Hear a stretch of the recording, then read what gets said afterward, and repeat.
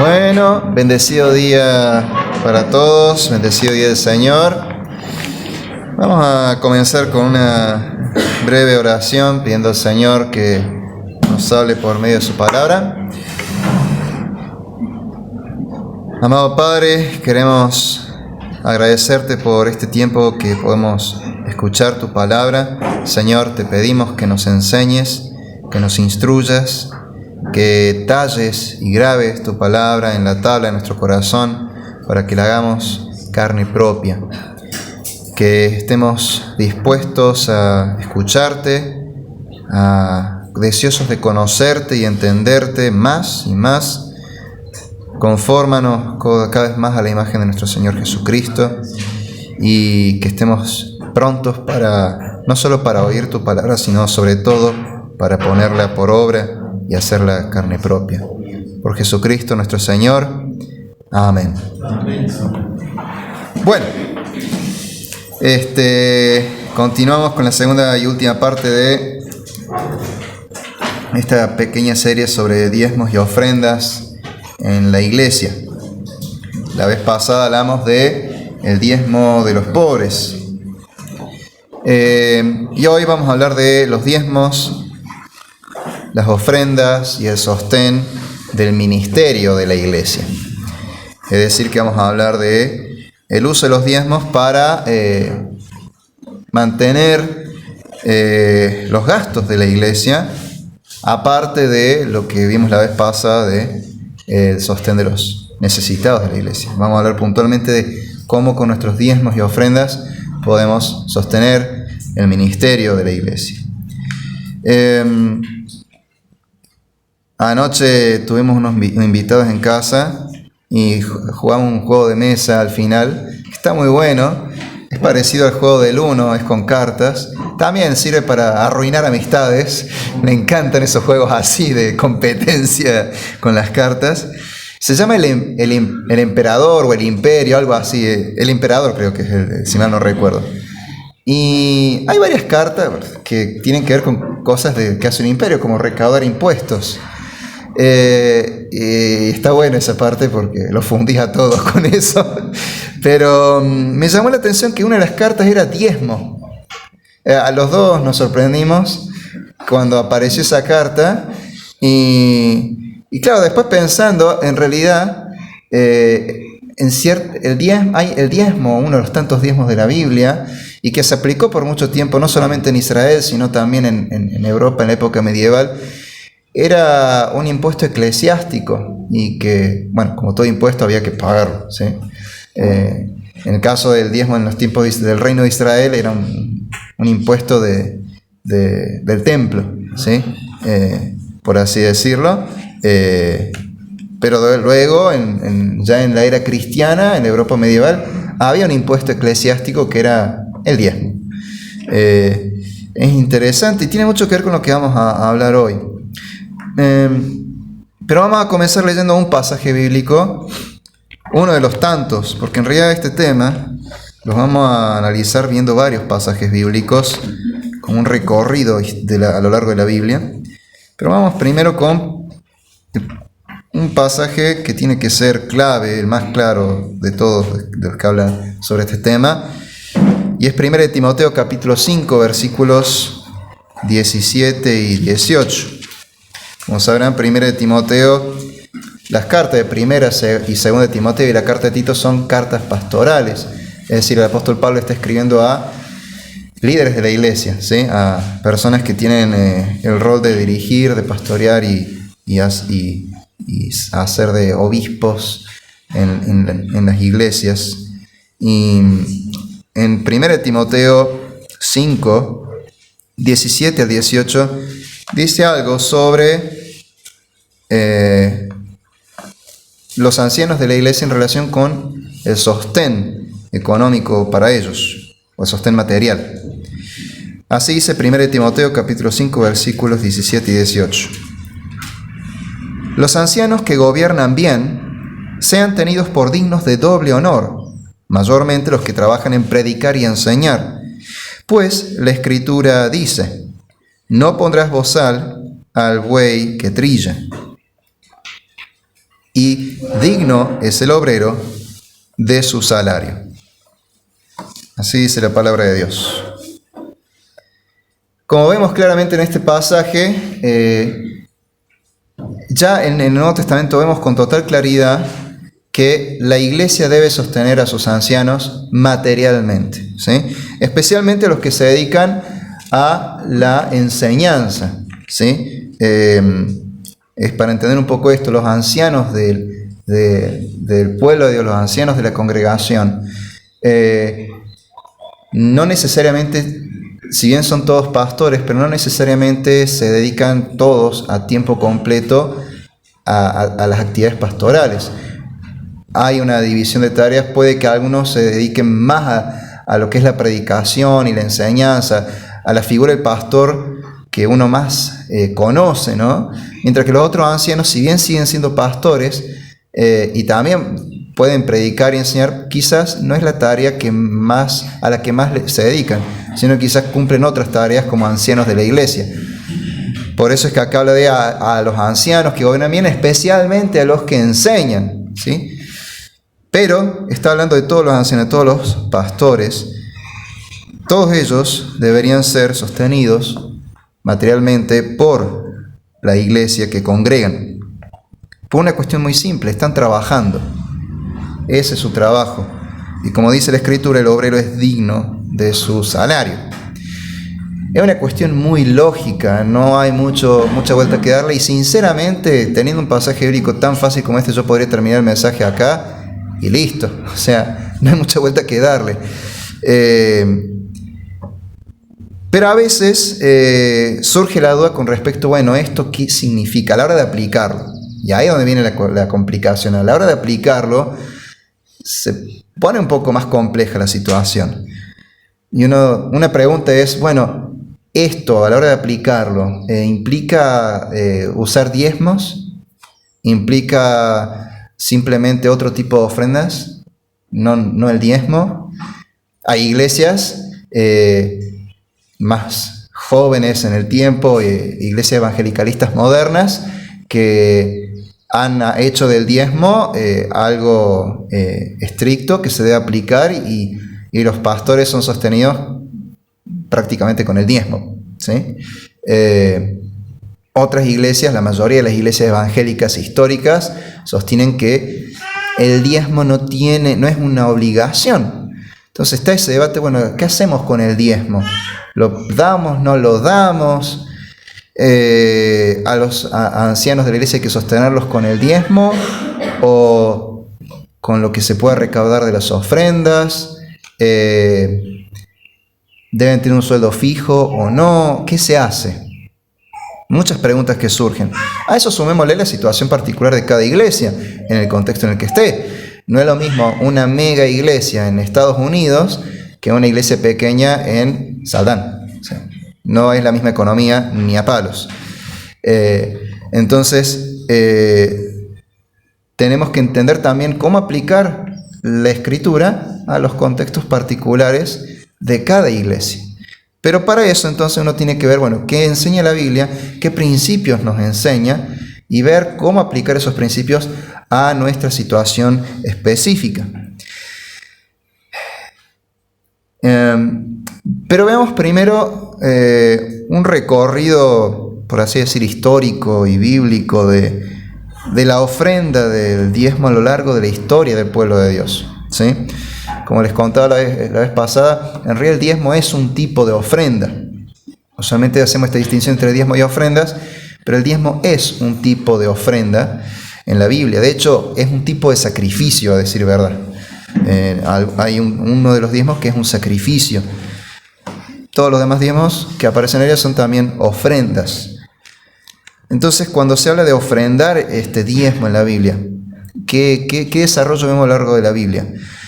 Y a lo largo de la historia del pueblo de Dios, no solamente en la Biblia, sino después de los tiempos bíblicos. Bueno, comenzando por Moisés, veamos los diezmos en el pacto de Sinaí y también su situación actual en una rama derivada que sería el judaísmo rabínico, el judaísmo actual.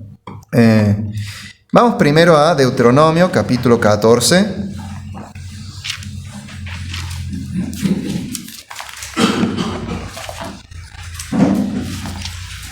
Los versículos 22 al 29 nos hablan de las leyes de los diezmos. Y dice así, Deuteronomio 14, versículos 22 al 29. Indefectiblemente diezmarás todo el producto de grano que rindiere tu campo cada año, y comerás delante de Jehová tu Dios en el lugar que él escogiere, para poner allí su nombre, el diezmo de tu grano, de tu vino y de tu aceite, y las primicias de tus manadas y de tus ganados, para que aprendas a temer a Jehová tu Dios todos los días. Y si el camino fuere tan largo que no puedas llevarlo, por estar lejos de ti el lugar que Jehová tu Dios hubiera escogido para poner en él su nombre, cuando Jehová tu Dios te bendijere, entonces lo venderás y guardarás el dinero en tu mano, y vendrás al lugar que Jehová tu Dios escogiere, y darás el dinero por todo lo que deseas, por vacas, por ovejas, por vino, por sidra o por cualquier cosa que tú deseares, y comerás allí delante de Jehová tu Dios, y te alegrarás tú y tu familia. Y no desampararás al levita que habitare en tus poblaciones, porque no tiene parte ni heredad contigo. Al fin de cada 3 años sacarás todo el diezmo de tus productos de aquel año, y no lo guardarás en tus ciudades, y lo guardarás en tus ciudades, Y vendrá el levita, que no tiene parte ni heredad contigo, y el extranjero, el huérfano y la viuda que hubiera en tus poblaciones, y comerán y serán saciados, para que Jehová tu Dios te bendiga en toda obra que tus manos hicieran. Bueno, acá vemos que el diezmo era un mandamiento de Dios para el pueblo de Israel. Tenían que diezmar. En distintos años había distintos tipos de diezmos. Los diezmos básicamente eran el 10% de el ganado o de las cosechas, ¿sí? Así que estamos hablando de alimentos, no de dinero. Ese diezmo se llevaba al templo como sacrificio, pero había algunos diezmos que se daban a los levitas y a los sacerdotes para sustentarlos, y también un diezmo que era para los pobres de la comunidad, el extranjero, el huérfano y la viuda, que por lo general eran los marginados, los más necesitados, los pobres de la sociedad, ¿sí? Eso es lo que vemos del diezmo, es básicamente alimento. Una parte se sacrificaba a Dios, otra parte se daba para sostener, para alimentar a los sacerdotes y levitas, y otra parte para alimentar a los necesitados, los pobres del pueblo de Dios. Hay un pasaje que muchas veces se usa mal, que es Malaquías 3.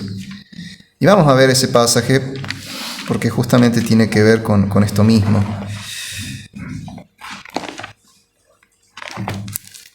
Malaquías capítulo 3, versículos 6 al 12, habla de un problema de pecado del pueblo de Israel que no estaba pagando los diezmos. Y dice así el Señor a través del profeta, reprendiendo, corrigiendo al pueblo: porque yo, Jehová, no cambio. Por esto, hijos de Jacob, no habéis sido consumidos. Desde los días de vuestros padres os habéis apartado de mis leyes y no las guardasteis. Volveos a mí y yo me volveré a vosotros, ha dicho Jehová de los ejércitos. Mas dijisteis: ¿en qué hemos de volvernos? Y Dios responde: ¿robará el hombre a Dios? Pues vosotros me habéis robado. Y dijisteis: ¿en qué te hemos robado? Y Dios responde: en vuestros diezmos y ofrendas. Malditos sois con maldición, porque vosotros, la nación toda, me habéis robado. Traed todos los diezmos al alfolí, y haya alimento en mi casa, y probadme ahora en esto, dice Jehová de los ejércitos. Si no, os abriré las ventanas de los cielos, y derramaré sobre vosotros bendición hasta que sobreabunde. Reprenderé también por vosotros al devorador, y no os destruirá el fruto de la tierra, ni vuestra vid en el campo será estéril, dice Jehová de los ejércitos. Y todas las naciones os dirán bienaventurados, porque seréis tierra deseable, dice Jehová de los ejércitos. Pasaje muy conocido, pero también muy mal usado, muy abusado. Sí, claramente el pueblo de Israel no estaba pagando los diezmos. Dios dice: me están robando. Llama al arrepentimiento, que el pueblo traiga. El alfolí es la tesorería, era sería algo como la caja de ofrendas que tenemos ahí, solo que tenía otro formato, estaba en el templo, en uno de los patios del templo. Pero para que entiendan sería eso, la alfolía era el recipiente donde se dejaban las ofrendas.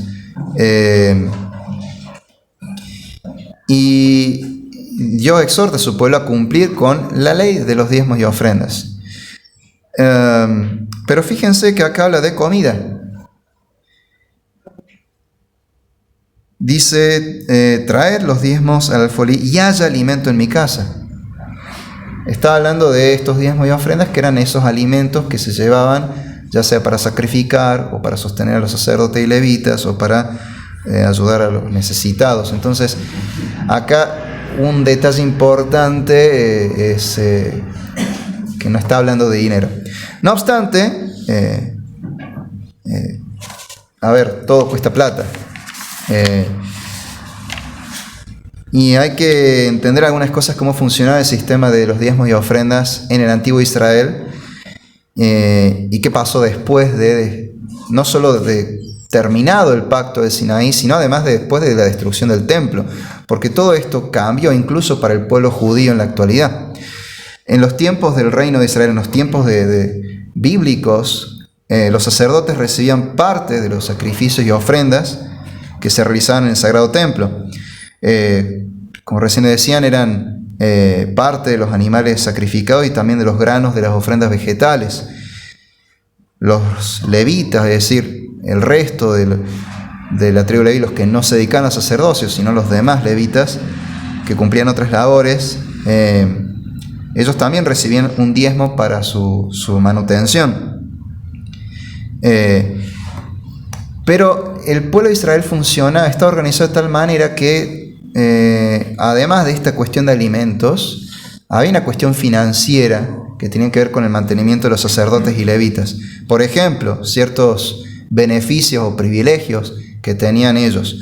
Los levitas y sacerdotes, por ejemplo, estaban exentos de pagar impuestos, y también tenían derecho a recibir apoyo financiero de la comunidad cuando había una necesidad. Sí hay que entender que no recibían un sueldo, por el simple hecho de que en esa época no existía el concepto de sueldo que conocemos hoy. Eso es algo moderno, el sueldo. En esa época eran otra forma de pensar en cuanto al sistema financiero. Por ende no había un sueldo, pero simplemente porque no existía tal cosa. No obstante, la comunidad sí apoyaba de diversas maneras a los sacerdotes y levitas para que ellos pudieran dedicarse a su servicio en el templo, y el pueblo, por lo tanto, lo sostenía también financieramente, no solamente con los alimentos. Es decir, que aparte de los diezmos de ofrendas, que eran estrictamente alimentos, había otras cuestiones financieras acompañando el sostén. Ahora hay que entender, estos diezmos y ofrendas que vemos en la Biblia son sacrificios, ¿sí? Son cosas sagradas que debían ser ingeridas en pureza ritual.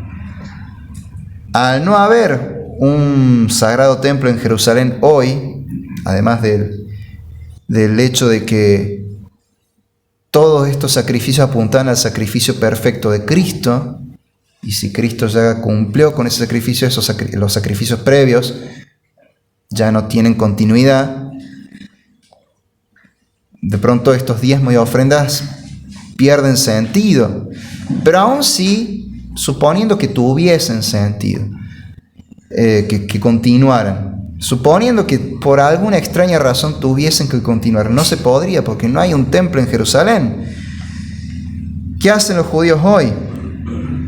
Bueno, sin templo no hay sacrificio de purificación, y sin sacrificio de purificación los sacerdotes no pueden comer de esos diezmos que eran sagrados y que debían ellos, de los cuales ellos también participaban como alimento.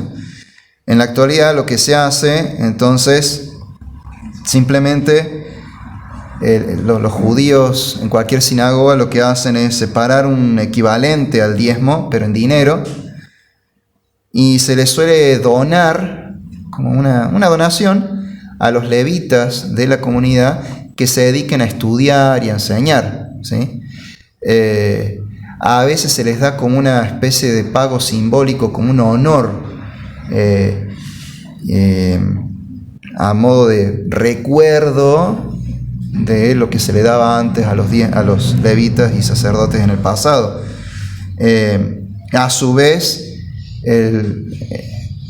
los judíos en toda sinagoga también separan un diezmo que es para dar a los necesitados, el diezmo de los pobres, y se da en su equivalente en dinero, porque es lo que se usa ahora y porque no hay templo. Entonces, esa es la situación en el judaísmo rabínico hoy. Y hay que aclarar, el judaísmo rabínico no es el judaísmo bíblico. Y esto no lo digo yo, lo dicen los mismos judíos. Ellos reconocen que el judaísmo que existe hoy es judaísmo talmúdico, es rabínico, es el judaísmo generado por los fariseos. No es el mismo judaísmo que encontramos en el Antiguo Testamento, por ejemplo. Es distinto, es otro tipo de judaísmo. Pero es interesante ver cómo ellos mismos entienden este tema y cómo lo aplican hoy en día, porque por esas cosas la Biblia no es tan diferente a cómo lo ha aplicado y entendido la iglesia. Algo interesante que dicen los sabios de Israel para con el pueblo judío es que ellos establecieron que todo judío debía pagar una parte de sus ganancias, separar de sus ganancias y salario un porcentaje, un 10%, y darlo, ¿sí? Para estos fines, más que todo sostén de los necesitados. Pero también fomentan que si algún judío puede dar más, que dé más. Y ahí se habla de un 20%. El que da un 20% está haciendo un acto especialmente generoso. Entonces vemos cómo es la realidad de los diezmos y ofrendas hoy en el judaísmo actual, el judaísmo rabínico. Pero ¿qué pasa con los diezmos y ofrendas en el cristianismo? Sobre todo en lo que vemos de la iglesia del Nuevo Testamento, en el Nuevo Pacto. Un pasaje que leímos la vez pasada está en Hechos capítulo 2, en los versículos 44 y 45, que nos describe la vida de la primera iglesia, la iglesia antigua, la iglesia en Jerusalén, y nos dice lo siguiente, Hechos capítulo 2, versículos 44 y 45. Todos los que habían creído estaban juntos y tenían en común todas las cosas, y vendían sus propiedades y sus bienes y lo repartían a todos según la necesidad de cada uno. De vuelta, vemos que los creyentes ya no traían un monto específico, un 10%. Ellos ofrendaban generosamente de sus propiedades, compartían los unos con los otros, de modo que lograban que se satisfacían las necesidades de los hermanos necesitados, los hermanos más pobres de la iglesia, y al final eso hacía posible que no hubiera necesitados en la iglesia. Algo similar vimos en el capítulo 4, en los versículos 34 y 35, cuando se nos dice: así que no había entre ellos ningún necesitado, porque todos los que poseían heredades o casas las vendían y traían el precio de lo vendido y lo ponían a los pies de los apóstoles y se repartía cada uno según su necesidad. Y acá sí vemos dinero, ¿sí? Acá sí vemos dinero por primera vez en estas ofrendas. Pero nótese que no se trataba de un sacrificio dado en el templo. No es el mismo sistema de los diezmos y ofrendas que vemos en la ley de Moisés. Sí hereda, es heredero de ese sistema, es la aplicación del diezmo de los pobres, de este principio de sostener a los necesitados de la comunidad, que ya está en la ley de Moisés, como lo vimos en Deuteronomio recién, pero es otro pacto, es otra administración de ese sistema. Es un sistema que va a aplicarse de un modo diferente en el nuevo pacto. Otros pasajes del Nuevo Testamento donde nos hablan de estas ofrendas, que son más de solo el diezmo. Está en 1 Corintios, capítulo 16.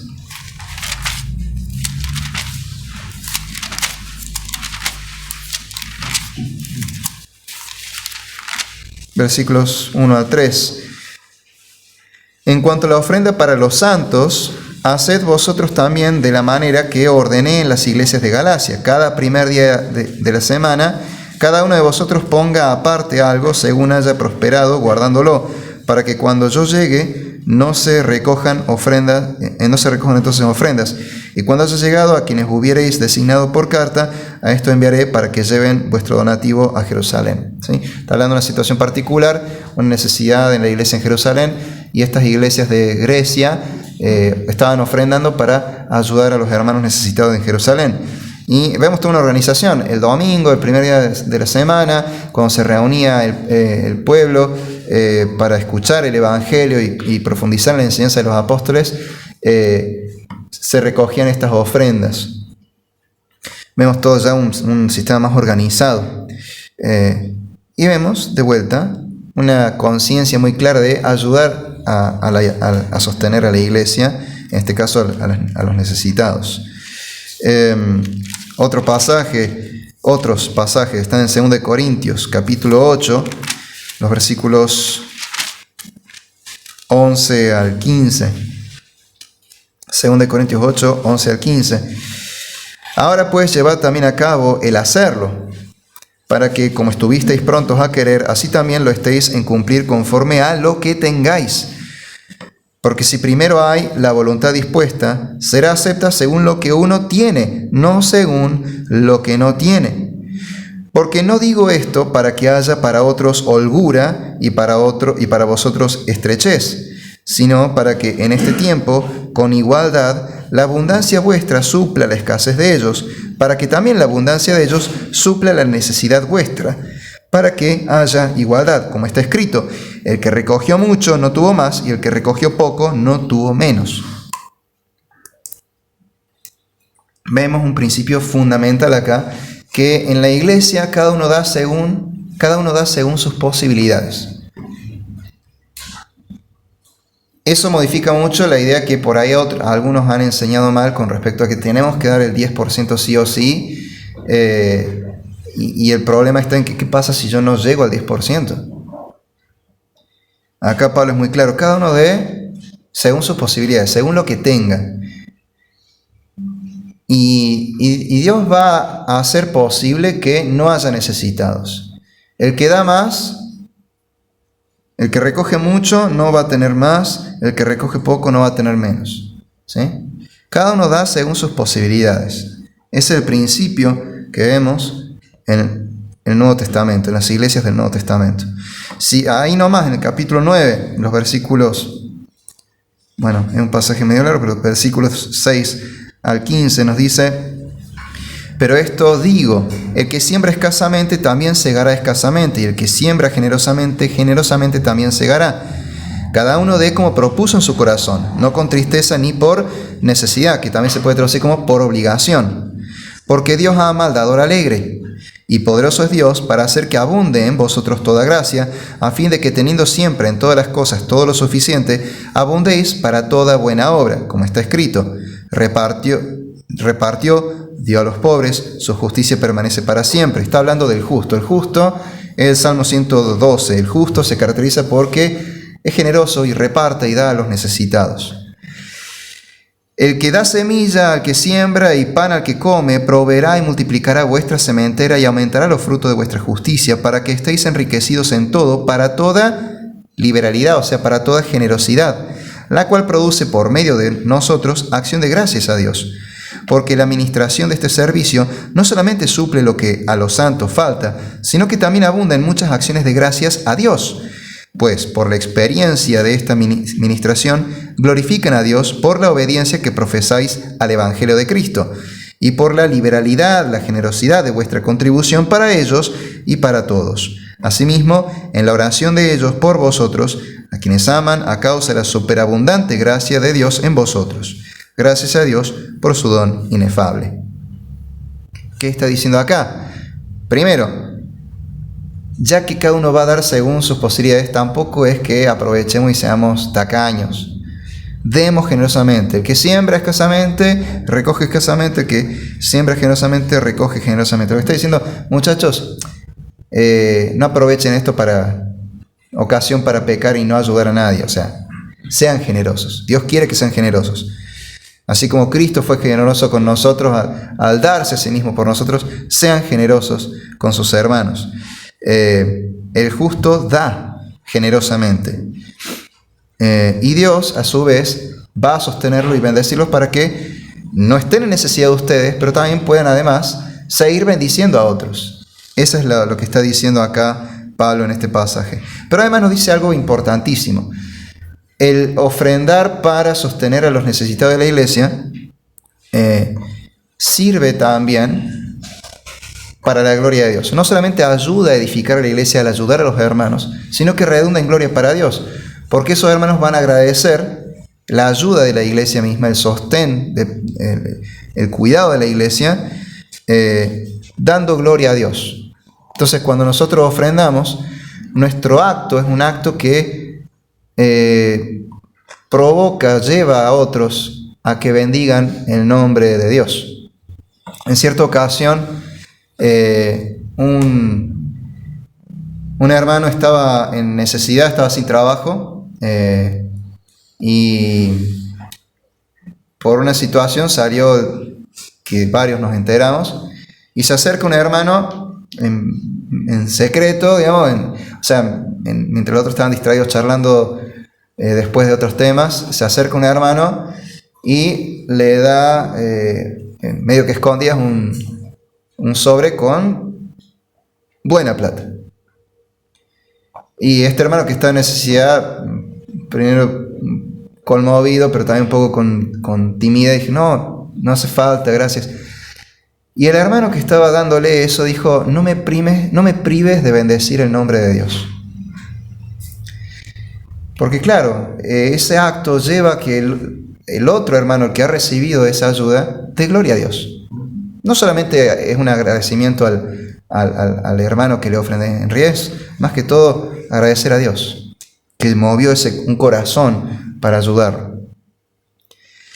Bueno, entonces esto es lo que vemos en las ofrendas de la iglesia en el Nuevo Testamento. No vemos un diezmo, pero sí vemos más que un diezmo. Vemos mucha generosidad. No vemos un diezmo porque se haya quitado. En realidad vemos que hay mucho más que el 10%. Pero también vemos estos principios. Cada uno da según lo que puede y lo que tiene, a fin de bendecir a otros. Y Dios va a bendecirlo a uno para que siga bendiciendo a otros. Y sobre todo esto es para la gloria de Dios. ¿Qué hizo la iglesia después con estos diezmos y ofrendas de la Biblia? Después, hacia fines de la época medieval, empieza a haber algunas cosas raras. Y aparece esto que les comentaba al principio, un impuesto eclesial que era el diezmo, ¿sí? En ese entonces no había separación entre iglesia y Estado. Entonces, el rey podía ordenar un impuesto que fuera para la iglesia. No es muy distinto a lo que pasaba hasta hace poco acá en Argentina, de que parte de nuestros impuestos eran destinados para sostener la Iglesia Católica Apostólica Romana, ¿sí? Hasta hace muy poquito eso era así. Ahora hay un cambio en ese sistema. Pero no es muy distinto a lo que pasa en la época medieval. Se recaudaba un impuesto que era para el sostén de la Iglesia Católica Apostólica Romana en la Edad Media, y ese impuesto era nada más y nada menos que el diezmo, ¿sí? De hecho, si uno va a algunas iglesias, por ejemplo la Catedral de Córdoba, uno puede ver que por ahí hay un espacio, un lugarcito donde va un dinero y dice diezmos. A veces la gente piensa que el catolicismo no cobra diezmos, pero en alguna época sí lo hacía. ¿Qué dice la Iglesia Católica Apostólica Romana hoy con respecto a eso? Si uno lee su catecismo mayor, ellos tienen unos mandamientos extras, y el quinto mandamiento de la Iglesia Romana establece la obligación de los fieles a ayudar a las necesidades materiales de la Iglesia según las posibilidades de cada uno. Ahí ya es un poco más bíblico, porque bueno, sigue este principio que vemos en Corintios. Ya no está este impuesto eclesial que hubo en la Edad Media. Pero ese impuesto eclesial fue un problema, y entre muchos otros, y fue una de las cosas, junto con las indulgencias y demás, que llevó a que después estallara la Reforma Protestante. ¿Qué hizo la Iglesia en la Reforma? Bueno, hicieron varias cosas, porque vemos un sistema muy... La Reforma implicaba un cambio, y rever muchas cosas, y reformar muchas cosas, y probar, ir viendo qué decía Dios y cómo aplicarlo. Entonces no vemos algo muy...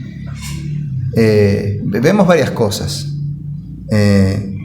Al principio, en algunos lugares, algunos pastores seguían recibiendo un diezmo, que era parte de ese impuesto eclesiástico, pero luego ese sistema fue decayendo por los principios mismos de la Reforma. Se fueron cuestionando muchas cosas, y eso hizo que el diezmo como impuesto desapareciera. De hecho, en la teología reformada el diezmo no es visto como algo obligatorio. Sí es visto como algo bíblico, pero no como algo obligatorio. ¿Cómo se sostenían los pastores en la iglesia en los tiempos de la Reforma? Bueno, de varias maneras. Cuando empezó a decaer el uso del diezmo, apareció más el uso de ofrendas y donaciones, y esto ha sido lo más común a lo largo de la historia en todas las iglesias. Generalmente los pastores dependen de ofrendas y donaciones voluntarias de la congregación, y en los tiempos de la Reforma eso podía incluir dinero, podía incluir comida, ropa u otro tipo de donaciones. También podía haber un apoyo comunitario, es decir, el pueblo entero, o sea, no la iglesia, no la congregación sola, sino ya toda la población podía encargarse, junto con la administración de los líderes locales, de los gobernantes locales, brindar apoyo financiero a los pastores, que podía ser un sueldo estable, fijo, o alguna ayuda para cubrir algún gasto específico. Por ejemplo, le pagaban los estudios a los pastores para que se fueran formando en los seminarios, o les daban la vivienda, ¿sí? Pero digamos, era el gobierno local, el pueblo, el que se encargaba de ese tipo de apoyo material, ¿sí? Tanto financiero como material en otros sentidos. También en otros lugares hubo patrocinio de los príncipes, sobre todo en los casos donde el príncipe era protestante. Entonces, como no había todavía separación entre iglesia y Estado, si el príncipe era protestante, la iglesia de la localidad era protestante, esa era la religión oficial, y por ende había príncipes que patrocinaban y daban apoyo financiero a los pastores de su principado, de su territorio. Pero lo que llegó a aparecer, sobre todo con el surgimiento de las iglesias independientes como los bautistas, es la figura de el pastor bivocacional. Básicamente, el pastor tiene que generar sus propios ingresos de alguna manera. Algunos pastores lo que hacían era, aparte de pastorear, tener otra actividad, y con esa otra actividad generaban sus ingresos. Lo típico antes era que se dedicaran a dar clases, o sobre todo a escribir. Por eso hay tantos libros en la época de los puritanos y en otros tiempos cercanos a la Reforma, porque se dedicaban a escribir, y con esos libros que se vendían, que se publicaban, ganaban dinero, las regalías, y de esa manera se sostenían los pastores, porque no recibían un sostén por parte del Estado, o quizás el sostén de la iglesia no era suficiente. Entonces ahí aparece la figura del pastor bivocacional. Esa es la historia de los diezmos y ofrendas en la Reforma, de la Reforma para acá. ¿Qué pasa en las iglesias bautistas históricamente? Desde un inicio, los bautistas han sido iglesias que estaban separadas del Estado. Por ende, son iglesias independientes. Y por ende, siempre hubo pastores bivocacionales. Tenían varios trabajos. Un ejemplo muy conocido es William Carey. Era zapatero y era pastor y era misionero. O sea,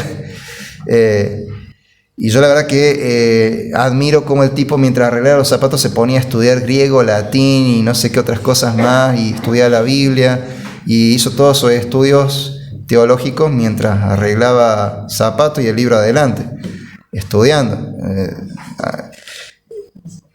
No cualquiera puede hacer eso.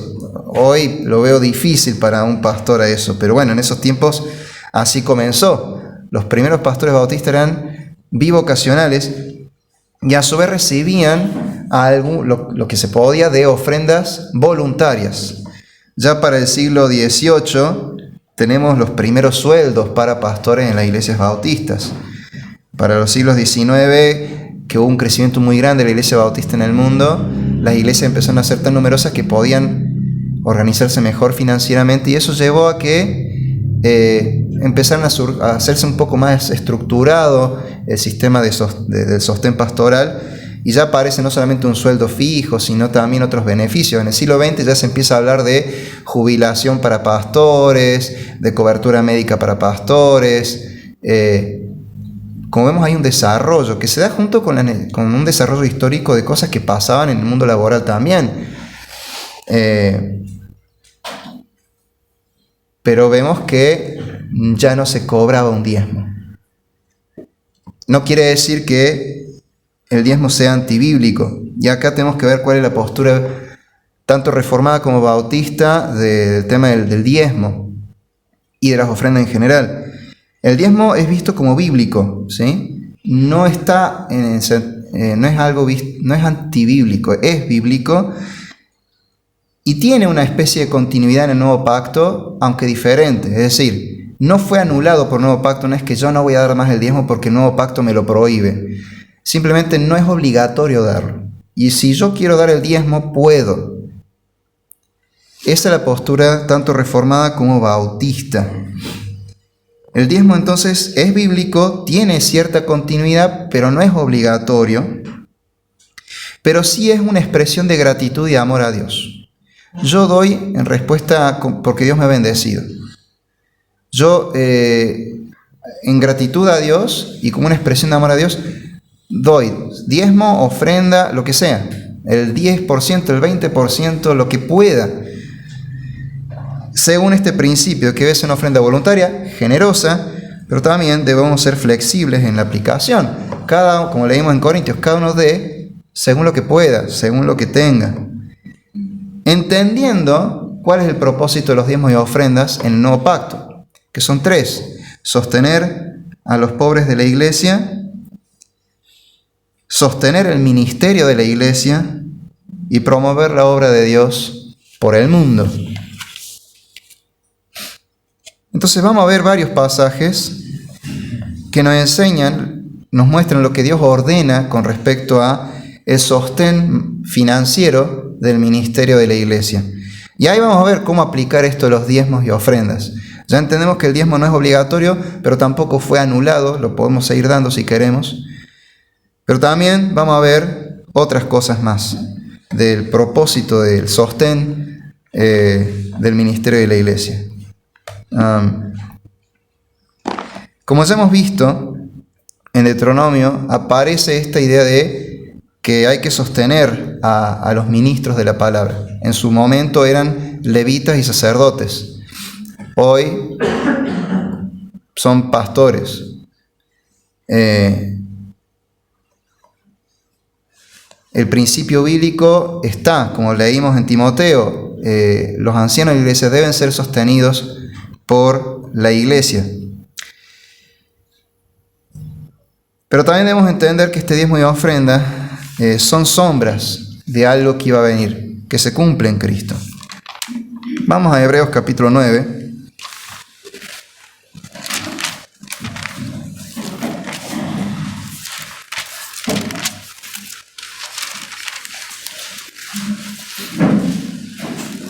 Vamos a leer del versículo 23 en adelante dice: fue pues necesario que las figuras de las cosas celestiales fuesen purificadas así, pero las cosas celestiales mismas son mejores sacrificios que estos, con mejores sacrificios que estos, porque no entró Cristo en el santuario hecho de mano, figura del verdadero, sino en el cielo mismo para presentarse ahora por nosotros ante Dios, y no para ofrecerse muchas veces, como entra el sumo sacerdote en el lugar santísimo cada año con sangre ajena.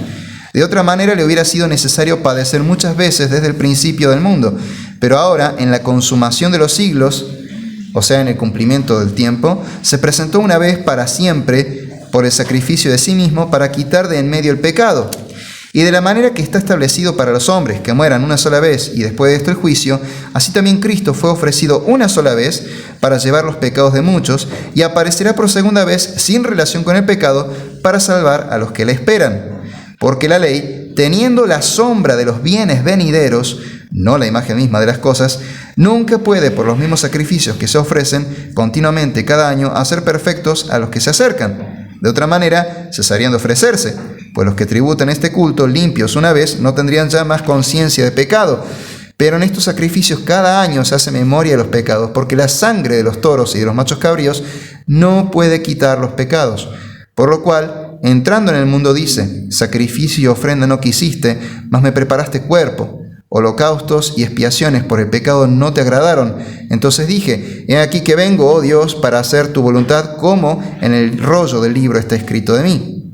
Diciendo primero: sacrificio, ofrenda y holocausto y expiaciones por el pecado no quisiste, ni te agradaron, las cuales cosas se ofrecen según la ley. Y diciendo luego: he aquí que vengo, oh Dios, para hacer tu voluntad, quítalo primero para establecer esto último. En esa voluntad somos santificados mediante la ofrenda del cuerpo de Jesucristo, hecha una vez para siempre.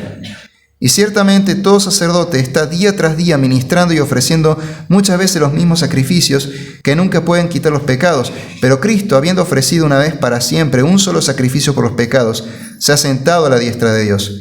De ahí en adelante, esperando hasta que sus enemigos sean puestos por estrado de sus pies, porque con una sola ofrenda hizo perfectos para siempre a los santificados. Y nos atestigua lo mismo el Espíritu Santo, porque después de haber dicho: este es el pacto que haré con ellos después de aquellos días, dice el Señor, pondré mis leyes en sus corazones y en sus mentes las escribiré, añade: y nunca más me acordaré de sus pecados y transgresiones. Pues donde hay remisión de estos, no hay más ofrenda por el pecado. Los diezmos que aparecían en el Antiguo, uno de los diezmos que aparecían en el Antiguo Testamento era una ofrenda que se daba como sacrificio a Dios, en parte para expiar los pecados. Acá habla de los sacrificios que eran de expiación por el pecado, que eran muchos, pero eso incluye a ese diezmo que se daba también como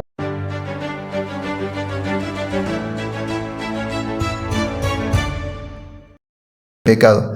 Y lo que está diciendo es claro: eso ya se cumplió en Cristo, eso apuntaba a Cristo. Cristo ya vino, ya se ofreció a sí mismo como sacrificio por nuestros pecados. Ya no hay más necesidad de sacrificio. Entonces, en este nuevo pacto, eso ya no se hace más.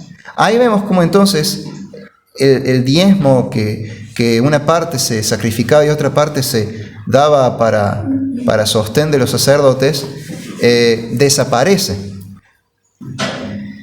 Pero dice algo claro: esto era sombra de algo que iba a venir y que era mucho más glorioso y mayor. Apunta a Cristo. Pero eso también nos deja un principio.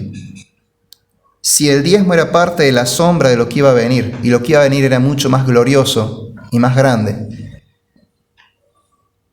a partir de Cristo, ¿cómo debe ser nuestro corazón con respecto a nuestras ofrendas? Muchas veces podemos caer en dos pecados cuando tocamos el tema de diezmos y ofrendas. Un pecado es, ambos en realidad es el mismo pecado, es pecado de avaricia, es un solo pecado, el pecado de la avaricia, pero puede manifestarse de dos maneras, según de quién venga. Puede tener como una codicia y querer exigir los diezmos para abusarse de la iglesia, o puede ser la mezquindad de la feligresía que no quiere dar porque ama el dinero. Y la Biblia nos advierte contra estas dos formas de avaricia. Y vamos a ver varios pasajes de eso. Y hay que entender que en realidad en la Biblia siempre hubo gente que se quiso aprovechar de los diezmos y ofrendas, ya sea exigir de más al pueblo o directamente el pueblo no dar.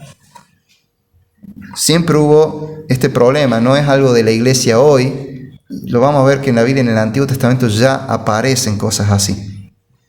Vamos a 1 Samuel. Recordemos, estamos acá en el Antiguo Testamento, vamos a leer un diezmo y ofrenda que tiene que ver con sacrificios, tiene que ver con alimentos. Pero el principio es el mismo. 1 Samuel capítulo 2, en los versículos 12 al 17 nos dice: y los hijos de Elí era el sacerdote en ese entonces, y los hijos de Elí eran hombres impíos y no tenían conocimiento de Jehová. Y era costumbre de los sacerdotes con el pueblo que cuando alguno ofrecía sacrificio venía el criado del sacerdote mientras se cocía la carne, trayendo en su mano un garfio de 3 dientes, y lo metía en el perol, en la olla, en el caldero o en la marmita, y todo lo que sacaba el garfio el sacerdote lo tomaba para sí. De esta manera hacían con todo israelita que venía a Silo, que era donde estaba el santuario en esa época. Asimismo, antes de quemar la grosura, venía el criado del sacerdote y decía al que sacrificaba: da carne que asar para el sacerdote, porque no tomará de ti carne cocida sino cruda. Y si el hombre le respondía: queme la grosura primero y después toma tanto como quieras, él respondía: no, sino dámela ahora mismo, de otra manera yo la tomaré por la fuerza.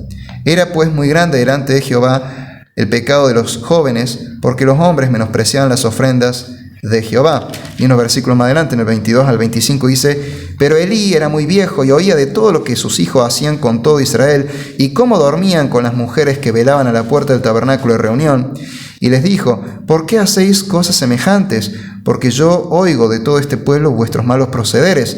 No, hijos míos, porque no es buena fama la que yo oigo, que hacéis pecar al pueblo de Jehová. Si pecare el hombre contra el hombre, los jueces le juzgarán. Mas si alguno pecare contra Jehová, ¿quién rogará por él? Pero ellos no oyeron la voz de su padre, porque Jehová había resuelto hacerlos morir.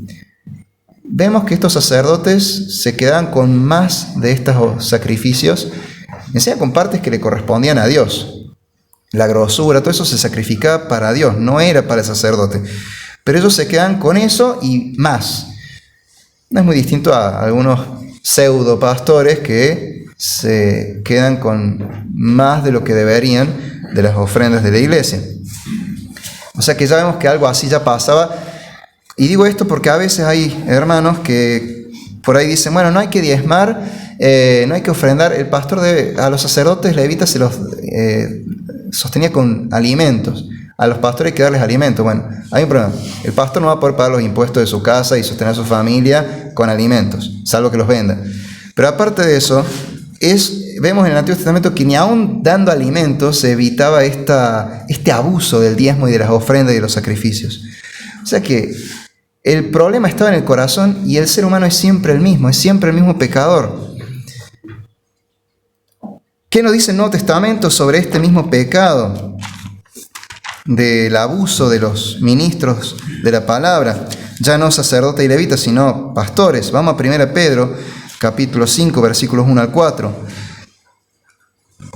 1 Pedro 5, 1 al 4 dice: ruego a los ancianos que están entre vosotros, yo anciano también con ellos, y testigo de los padecimientos de Cristo, que soy también participante de la gloria que será revelada, apacentad la grey de Dios que está entre vosotros, cuidando de ella, no por fuerza, sino voluntariamente. Escuchen esto: no por ganancia deshonesta, sino con ánimo pronto, no como teniendo señorío sobre los que están a vuestro cuidado, sino siendo ejemplos de la grey.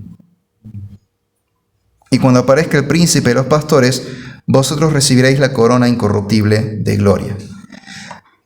Hay una advertencia: los pastores no pueden servir por codicia. Por eso es que en una iglesia bíblica los pastores no son tesoreros. Están al tanto de cómo se maneja la finanza de la iglesia, pero ellos no son los tesoreros. Y acá hay también una conexión, obviamente ya tenemos el precedente en 1 Samuel, también en 1 Samuel hay un anuncio de un juicio, y acá se hace una advertencia,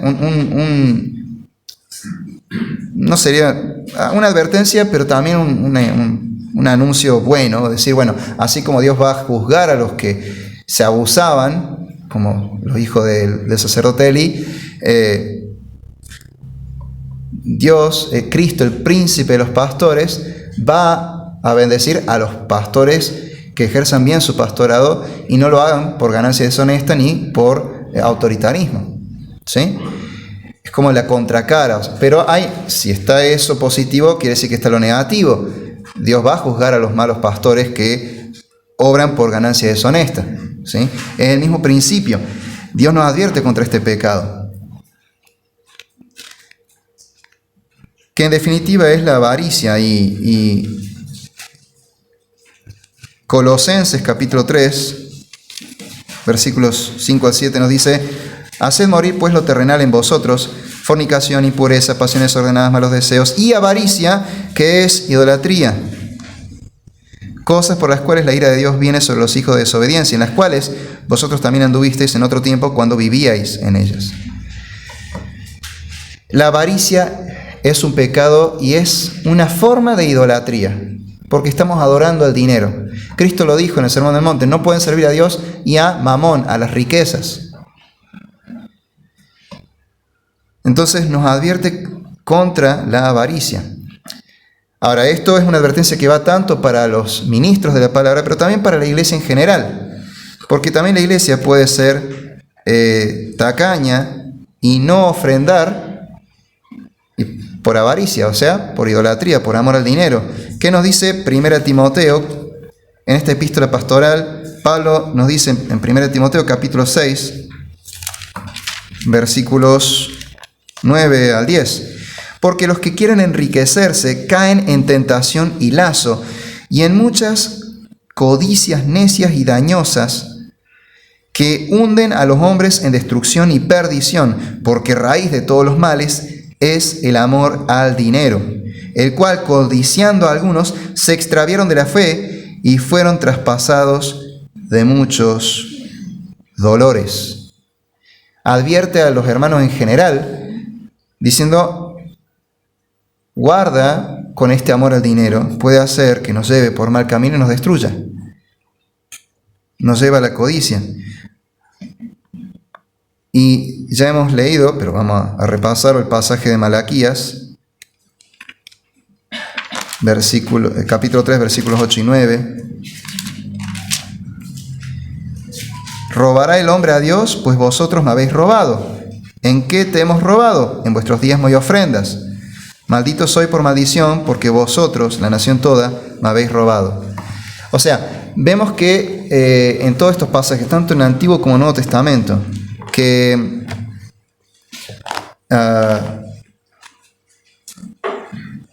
hay una advertencia tanto para los ministros como para la iglesia en general contra la avaricia, y que tiene mucho que ver con el uso del dinero en la iglesia.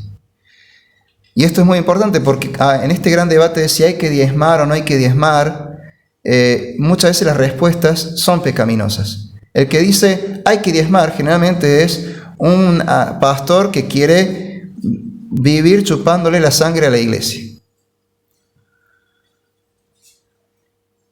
Y el que dice que no hay que diezmar generalmente es porque no piensa poner ninguna ofrenda. Ambos cometen el mismo pecado, la avaricia, que es idolatría.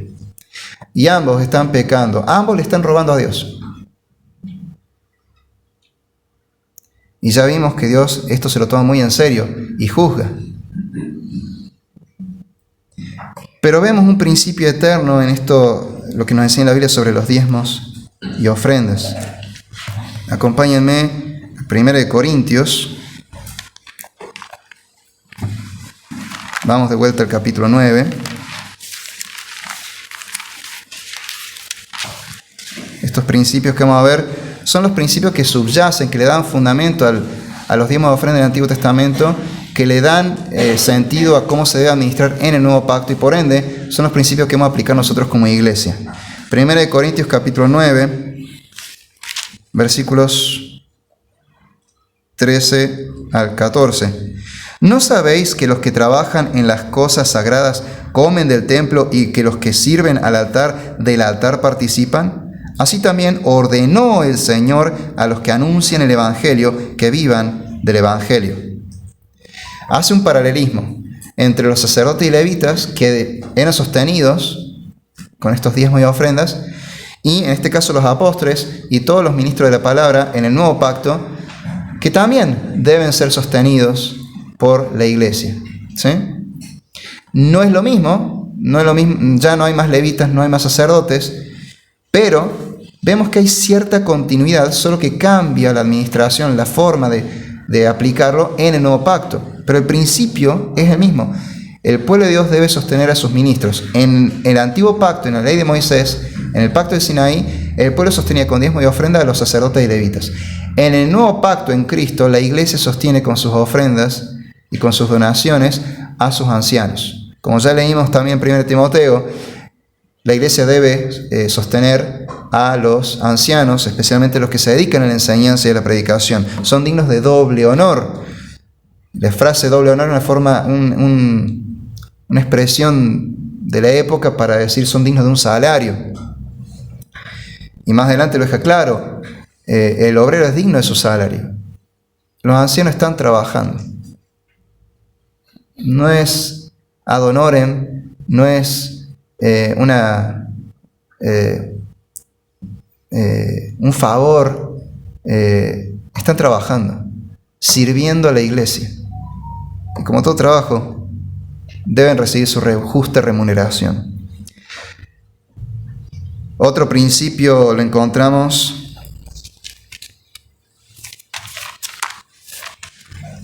o digamos este principio lo volvemos a encontrar en Filipenses capítulo 4.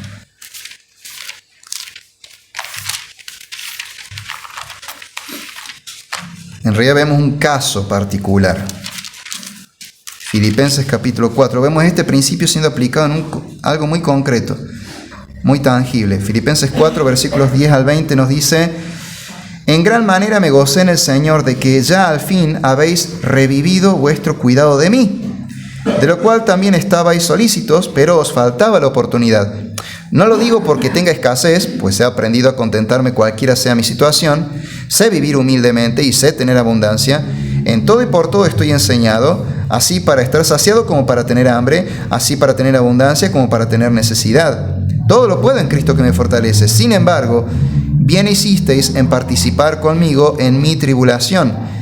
Y sabéis también vosotros, oh filipenses, que al principio de la predicación del Evangelio, cuando partí de Macedonia, ninguna iglesia participó conmigo en razón de dar y recibir, sino vosotros solos, pues aún a Tesalónica me enviasteis una y otra vez para mis necesidades. No es que busque dádivas, sino que busco fruto que abunde en vuestra cuenta. Pero todo lo he recibido y tengo abundancia. Estoy lleno, habiendo recibido de Epafrodito lo que enviasteis, olor fragante, sacrificio acepto, agradable a Dios. Mi Dios, pues, suplirá todo lo que os falta, conforme a sus riquezas en gloria en Cristo Jesús. Al Dios y Padre nuestro sea la gloria por los siglos de los siglos. Amén. Y acá vemos Pablo haciendo lo que explicó en Corintios, que porque él recibió, él dio gracias a Dios, dio gloria a Dios. Pero además vemos esto, él recibía un sostén regularmente, que por algún motivo la iglesia de los filipenses no pudo darle, en algún momento se cortó ese sostén, pero en otro momento pudieron reanudaron el sostén, ¿sí? Pero vemos que él recibía un sostén. Sabemos que Pablo también trabajaba, era bivocacional, de vez en cuando trabajaba para no ser cargoso a la iglesia, pero él muchas veces decía, tengo derecho. Si quiero exigirlo, puedo, no estoy pecando. Bíblicamente tengo derecho a ser sostenido. Entonces, él vemos acá que era sostenido, en este caso, por la iglesia de Filipos. Y era un sostén bastante regular. Entonces, vemos en estos pasajes que la Biblia nos enseña que el pueblo de Dios debe sostener a sus ministros. Lo vimos en el Antiguo Testamento, lo vemos en el Nuevo Testamento. Vemos cómo se dio eso en la historia. Pero a nosotros nos debe importar sobre todo lo que dice la Biblia, más allá de lo que hemos visto de cómo se fue dando en la historia. Debemos pensar, bueno, lo que hemos hecho a lo largo de la historia, ¿es bíblico? Sí, no, ¿por qué? Bueno, vemos que es bíblico que la iglesia sostenga a sus ministros. Y toda iglesia debe procurar sostener el ministerio de la iglesia. Debe procurar sostener los gastos que genera una iglesia, la luz, el gas, los impuestos, etcétera, el alquiler, pero también debe sostener a sus ministros. La iglesia debe sostener a los ancianos de la iglesia. Eso es lo bíblico. Ahora, debemos entender también que esto lo tenemos que aplicar según las posibilidades de la iglesia local. Como bien nos dijo Pablo en la Escritura, cada uno debe dar según lo que pueda y lo que tenga. Entonces, ese principio que fue característico en la Reforma y en las iglesias bautistas siempre, de flexibilidad a la hora de aplicar el sostén pastoral con las ofrendas, debemos mantener esa flexibilidad, porque es bíblico, pero no usarlo como excusa para no dar y no sostener a nuestros ancianos. De nuevo, si los diezmos y ofrendas eran sombra de lo que iba a venir, y nosotros estamos del otro lado de la sombra, ya llegó la luz del Evangelio de nuestro Señor Jesucristo. Si Cristo se dio a sí mismo, se ofrendó y diezmó a sí mismo, dando su vida, nosotros también debemos dar de nosotros con generosidad, no con mezquindad, no con avaricia, para el sostén de la iglesia, para sostener a nuestros hermanos necesitados, para sostener el avance de la obra de Dios, de la evangelización, y para sostener a nuestros ancianos. Si el diezmo y la ofrenda son sombra, lo que viene después tiene que ser mucho mayor. ¿Cuánto más grande tiene que ser mi generosidad a la hora de ofrendar al Señor? El diezmo, en todo caso, debería ser una especie de guía para usarlo de piso. Y a partir de ahí, de dar más. Pero siempre sabiendo que según nuestras posibilidades. Habrá veces que podemos dar un 2%, habrá veces que daremos un 9%, habrá veces que daremos un 30%. La gracia de Dios nos permite ver que podemos ser flexibles en esto, pero no nos da permiso para dejar de hacerlo. No nos da permiso para dejar de sostener, de obedecer al Señor y sostener a nuestros ancianos. Para terminar, quiero leer de este salmo, que era el que yo quería citar la vez pasada y que había anotado mal el número del capítulo. Vamos al Salmo 37. Se ve que había hecho como una especie de 1 y le saqué una rayita y en vez de un 7 vi un 1, pero era un 37. 37. Salmo 37, versículo 21 dice: el impío toma prestado y no paga, mas el justo tiene misericordia y da.